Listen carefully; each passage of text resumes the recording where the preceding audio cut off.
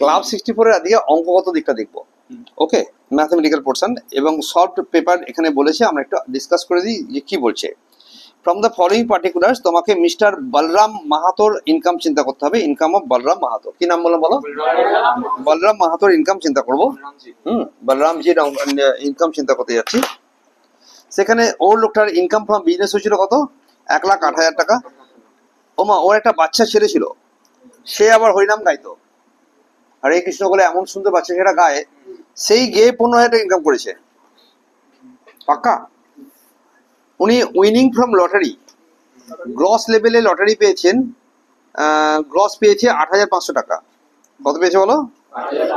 8,500 টাকা উনি লটারি পেয়েছেন।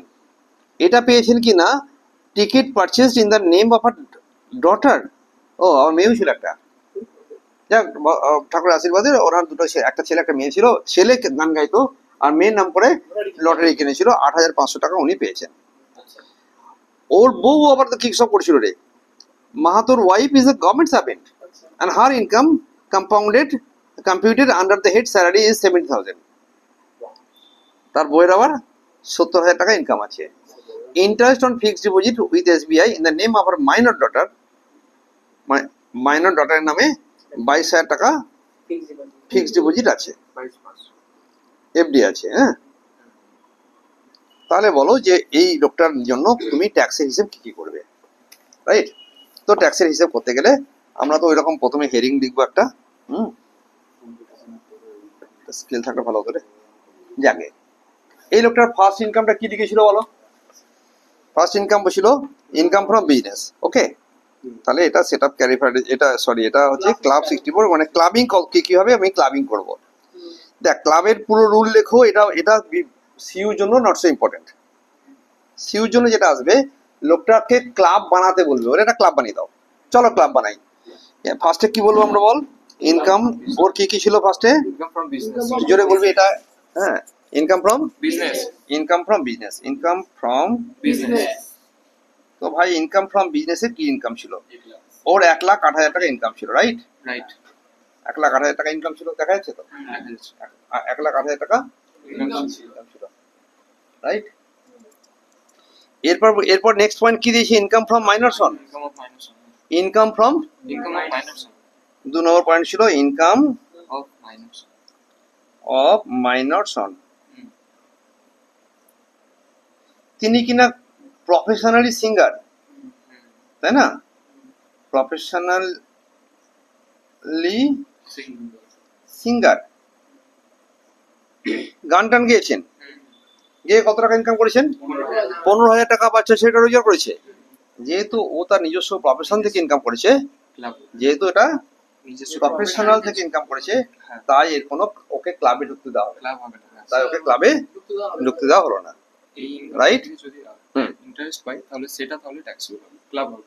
হ্যাঁ, এই ইনকামটা থেকে যদি, এই 15,000 টাকা থেকে যদি কোনো ইনকাম পেতো, তাহলে কিন্তু সে তার প্রফেশন থেকে পায়নি। খুব ভালো কথা বলেছে, লিখে দিলাম তাহলে, লিখে দিলাম। হ্যাঁ, interest earned out of income of above income. আমি একটা ইচ্ছে করে লিখে রাখলাম, অ্যাবাভ থাকবে না, ইনকাম অফ মাইনর চাইল্ড আমরা লেখা থাকবে, ইনকাম অফ মাইনর চাইল্ড। দেখ, এই ইনকামটা যদি ওর 1,000 টাকা ইনকাম হয়, 1,000 টাকা যোগ করে দেবো। খুব ভালো বলেছিস। কেন বলতো?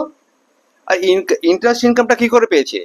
ব্যাংকে রেখেছে, ব্যাংক ওকে ইন্টারেস্ট দিয়েছে, এটা তার নিজস্ব প্রফেশন কিছু ইউজ করতে হয়নি, রাইট? এর পরের গল্পটা, পরের গল্পটা হচ্ছে winning from lottery. Winning from lottery, winning from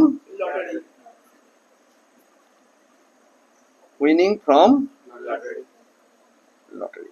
বাবু, লটারির টিকিটটা কার নামে কেনা হয়েছিল? তাহলে কে জিতলো? ওকে, রাইট। এটা হলো কি? Minor daughter. ওই লটারির টাকা 6 টাকায় 1 কোটি মাছের বাজারে তো 6 টাকা ফাইন। তো মাইনর ডটার 6 টাকায় 6 টাকাটা কে দিয়েছে? এটা বড় কথা নয়, বড় কথা হচ্ছে জিতেছে কে, রাইট? তো কিতনা রুপিয়া জিতেছিল বলো? 8,500 টাকা পেয়েছে। 8,000 500 8,500 টাকা পেয়েছে, রাইট? 8,500 টাকা যে পেলো, সেখান থেকে তুমি জানো সেকশন 1032, সেকশন 10/32, 1032 তে কি বলা হয়েছিল? ইনকাম অফ মাইনর চাইল্ড 1500 টাকা ছাড়। কি বলেছিল? 1,000 টাকা এক্সাম হবে। হ্যাঁ, 1032 সেকশন 1032 তে মাইনাস হবে কত টাকা? ম্যাক্সিমাম 1500 টাকা। ওকে, ম্যাক্সিমাম। তাহলে ট্যাক্সেবল পোর্শন কত হয়ে গেল? চলবে কি না চলবে? এরপরে আবার গল্প শুরু হলো।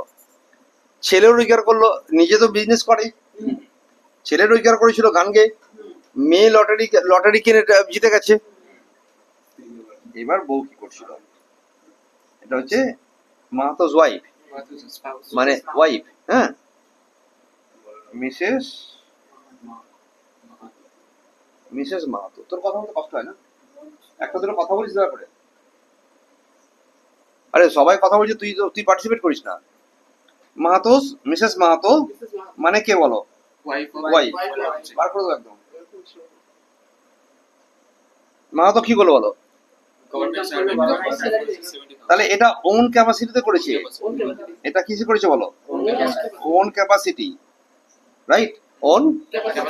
ওন ক্যাপাসিটিতে যদি ইনকাম করে, কারণ গভর্নমেন্ট জব ও আকাশ থেকে পায়নি, অনেক লড়াই করে পেয়েছে, এবং সেখানে ওর কত টাকা ইনকাম হয়েছিল? এই 70,000 টাকা ইনকামটা এখানে যাচ্ছিল না, ক্লাবে ঢুকতে দেওয়া হলো না। তাহলে ওই ক্লাবে বইয়ের ইনকামকে ঢুকতে দেওয়া হলো না, বউকে ঢুকতে দেওয়া হলো, কথা বলিস না। কারণ কি করা হলো বলো? ও আরে আরে না, সব শূন্য করে দিলাম, চলবে? ভুল করে না, 70ই করেছিলাম, তাতে কি হয়েছে? আইডিয়া না? এরপরে interest on fixed deposit with SBI in the name of minor daughter. Minor daughter বিভিন্ন ভাবে যে ইনকামটা করেছিল না লটারি ফটারি থেকে, রাইট? বা কিছু না কিছু জানি না, ওর নামে interest on FD in the name of, কার নামে? In the name of minor daughter.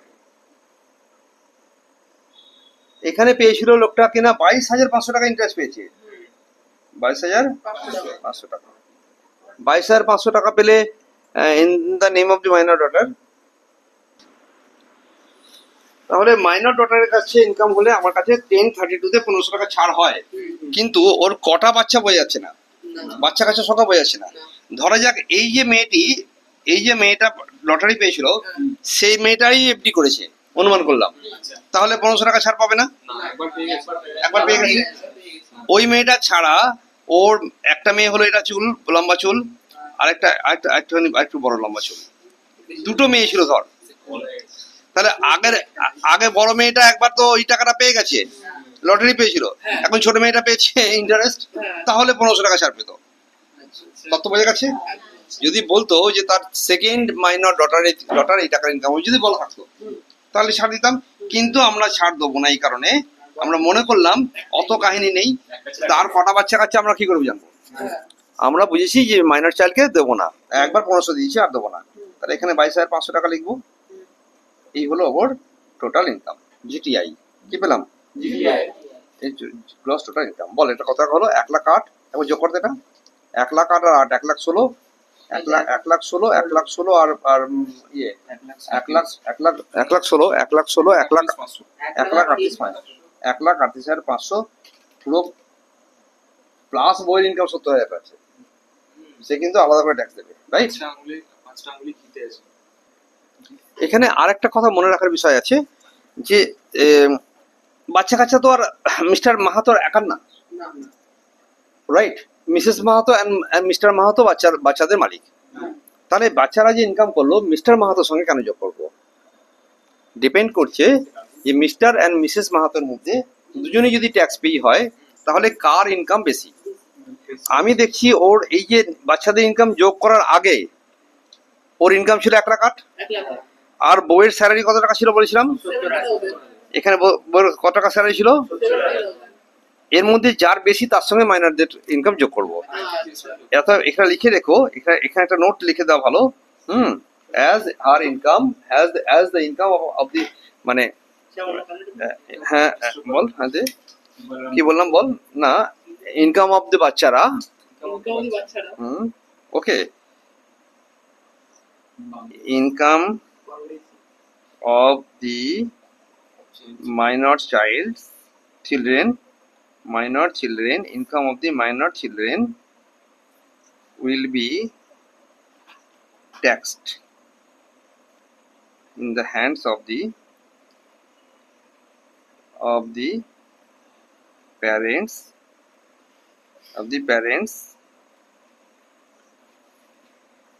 will be clubbed in the, will be taxed না বলে will be clubbed লিখবা, will be clubbed with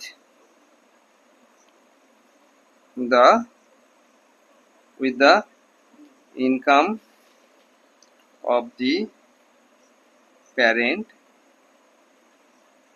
having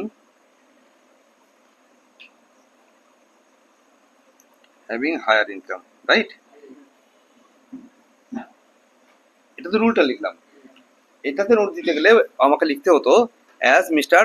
Mahato has income of 1,08,000 and his wife's income is 70,000, so the income of the minor child will be clubbed with the higher income earner Mr. Mahato, right? That will be the, এটা হচ্ছে রুলটা লিখলাম, রুলটার অ্যাপ্লিকেশনটা লিখে দিলে ভালো ছিল। আরেকটা case হয়, বলো। আর যদি পেরেন্টস যদি সেপারেট হয়ে যায়, যদি মানে ডিভোর্স হয়ে থাকে, তাহলে যার কাস্টাডিতে বাচ্চা থাকবে তার সাথে ট্যাক্স হবে।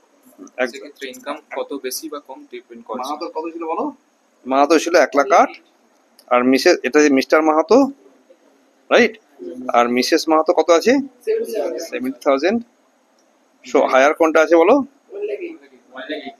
Higher is Mr Mahato, Mr Mahato's income, তাই না?